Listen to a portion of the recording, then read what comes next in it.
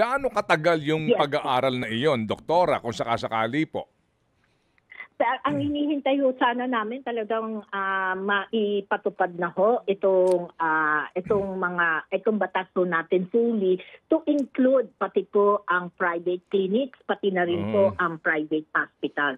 Kasi kunyari kayo po, meron ho kayong sakit, automatic po ba lahat ho pupunta sa government facilities? Hindi po. Pero tayo po lahat ay nagbabayad din ng PhilHealth. Yes, Tama ma'am. ho ba? Yes, ma'am. So, dapat ho, as a member ng PhilHealth, maramdaman din ho natin yung benepisyo nung pagbabayad ho natin doon sa PhilHealth. Kaya nga po, importante na kung maramdaman ho natin, makita din ho natin na ang lalabas lang po na pera sana sa ating mga bulsa ay hindi katulad nung nangyayari ngayon. 20 to 30% lang Yes, po ma'am. ang Opo. subsidized Yes, ng ma'am. PhilHealth. Opo. Lahat Opo. po karamihan sa So, out of pocket po natin. Yes, ma'am. So to answer my question, yung panahon na iyon, ano po yun, ma'am? Kasi parang masyadong broad, no? Na wag muna ngayon. Hayaan muna natin maipatupad ito ng lubusan. Bagamat may ilang pang mga debate din sa ganung pong argumento. Yes, po. Tingin nyo kasi ngayon, ma'am, yung sinasabi nyo na full implementation nasa kamay yan ng management, 'di ba? At nasa Yes, po. at sa kakayahan ng PhilHealth sa pananalapi.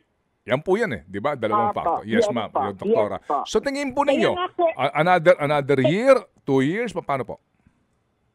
siguro po iniisip po namin na makikita ho natin after mga 3 years po. Okay. But with the presumption na papa-implement na ho yan across all health facilities. No? Okay. Kaya mangangailangan ho talaga ng pera. Palagi ho ninyong sinasabi, ito ang presuming na may kakayahan ang ating yung PhilHealth, di ba? Opo. Ang plano ko ay babawasan Paano magkakaroon ng kakayahan kung palaging magbabawas tayo ng magbabawas? Opo. Yung pagbabawas to ay togi points lang po yan.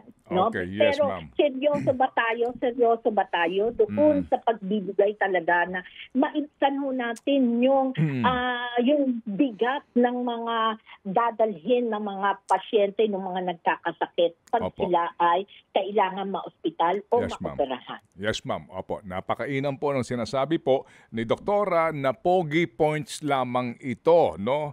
Pero hindi ito realistic sa totoong sitwasyon na pananalapi ng ating pambansang tagasiguro sa ating kalusugan. Yan, klaro po yan. So, Doktora, kasi nga, ma'am, nagbabangon puri sila dito.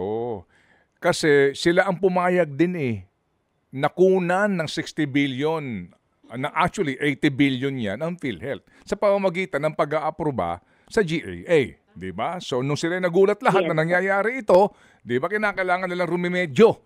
Opo, at ito na ang gawin kaagad. So yun po sinasabi po ninyo to be more frank about this issue, Dr. Maricar. Yes po. Opo, diba? Tama po. Actually, malaking pagkakamali po yung pag-alis ng pera. Yes, Kasi ma'am. lagi nilang sinasabing sobra ang pera. Oo.